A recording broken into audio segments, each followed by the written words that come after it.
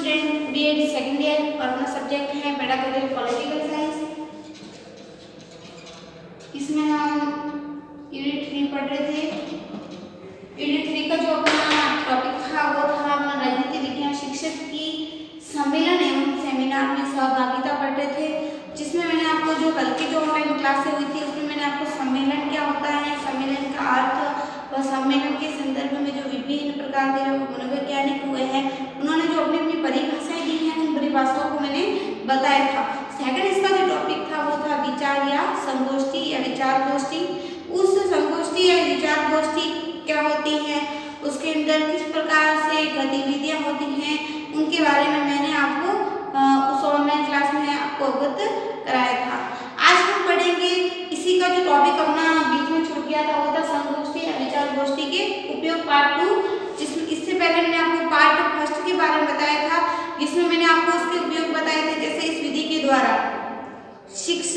शिक्षा के ज्ञानात्मक और भावात्मक कुछ उद्देश्यों की प्राप्ति की जाती है, कि इस विधि के द्वारा जो शिक्षा के ज्ञानात्मक जो भावात्मक कुछ उद्देश्य है उनकी प्राप्ति भी कर सकते हैं।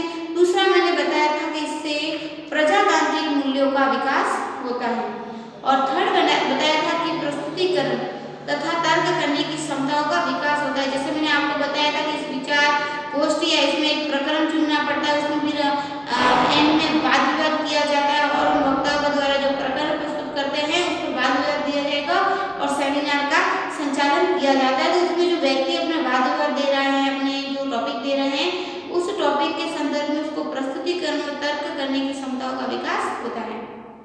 इससे शिक्षार्थी की जो अधिगम क्षमता है उसमें भी विकास होगा।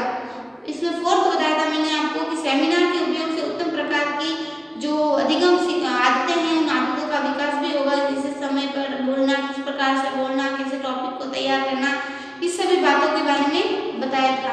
नेक्स्ट था कि सेमिनार जो प्रविधि है वो शिक्षा केंद्रित होती है, कि सेमिनार की जो प्रविधि होती है वो कैसी होती है, शिक्षा प्रविधि जैसी। तो हम पांचवा इसका जो टॉपिक पढ़ेंगे वो है सेमिनार प्रविधि शिक्षार्थी केंद्रित होती है। प्रविधि शिक्षार्थी केंद्रित होती है। प्रविधि शिक्षार्थी केंद्रित होती है। सबसे पहले मैंने आपको इसमें बताया कि यह जो प्रविधि होगी इसमें जो पाठ्यक्रम या जो वाद विवाद होगा वो वाद विवाद का जो टॉपिक होगा वो शिक्षार्थी पर केंद्रित होगा, यानी शिक्षा जो ग्रहण कर रहा है बालक उसके अकॉर्डिंग माना जाएगा कि बालक को किस प्रकार से सिखाया जाए, कौन सी विधि उपयोग में ली जाए शिक्षण कार्य में, जिससे बालक है उसको ज्ञान आसानी से मिल सके। छठा है यह स्वतंत्र अध्ययन तथा, 6 है यह स्वतंत्र अध्ययन तथा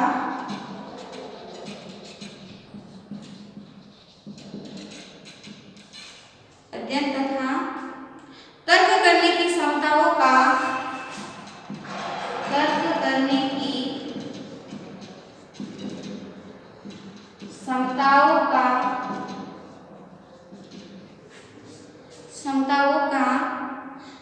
विकास होता है। इसमें जो अध्ययन करने की जो क्षमता है, स्वतंत्र अध्ययन करने की तथा तर्क करने की व बोलने के कौशलों का विकास भी, तर्क करने की व बोलने के कौशलों का प्रोत्साहन मिलता है।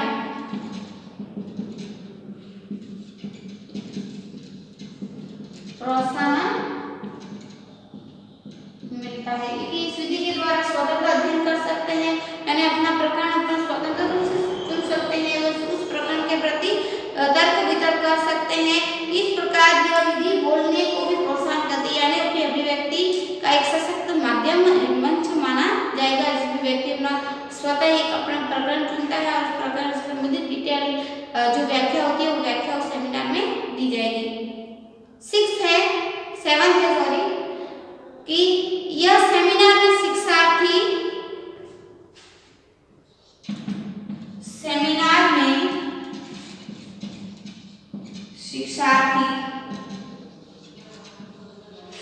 सेमिनार के अंदर जो शिक्षार्थी है उस शिक्षार्थी स्वाभाविक ढंग से सीखता है, स्वाभाविक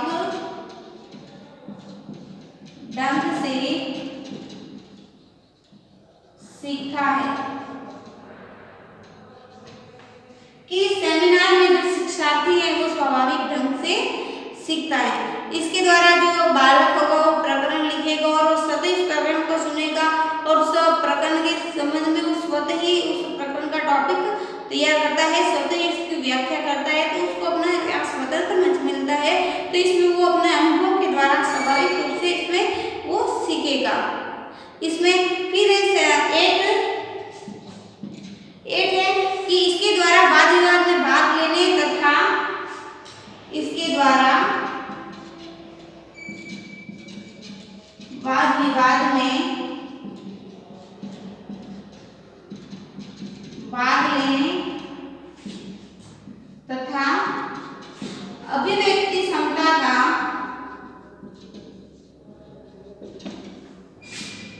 विकास होता है कि इसके द्वारा जो वाद विवाद है उसमें व्यक्ति स्वतः ही भाग लेगा और उसकी जो अभिव्यक्ति कौशल है, बोलने की क्षमता है, उसका विकास भी होगा। नहीं तो इससे आलोचनात्मक चिंतन का विकास होता है। इससे आलोचनात्मक चिंतन का विकास होता है। इससे आलोचनात्मक चिंतन है उसका विकास होता है क्योंकि बालक कोई प्रकरण लेगा, उस प्रकरण से संदर्भ में उस पर वाद विवाद तय करेगा अपना टॉपिक। तो वाद विवाद वो होगा जिसमें पक्ष और विपक्ष के संदर्भ में बात हो जाती है। तो जिसके जो ज्यादा मायने होंगे, ज्यादा पक्ष होंगे, उस बात का सही निष्कर्ष मिलता है। तो इसमें जो आलोचनात्मक चिंतन है गहनता से उसका विकास बालक के अंदर होगा। और अंतिम है इससे शिक्षार्थी में सामाजिक तथा इससे शिक्षार्थी में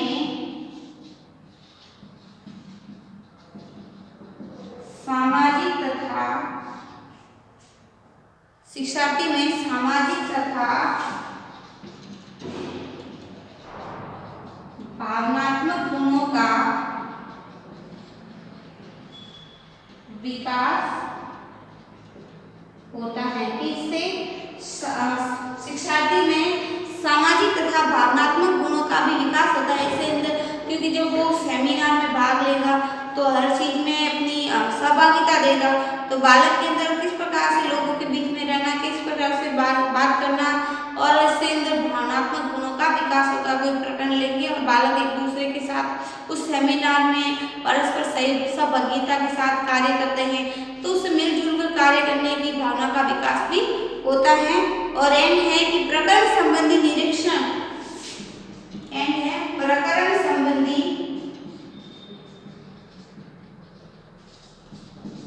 निरीक्षण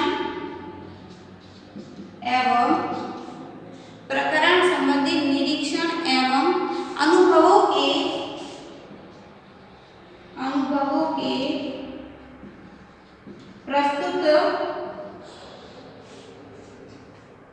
प्रस्तुत करने का अवसर भी मिलता है, करने का अवसर भी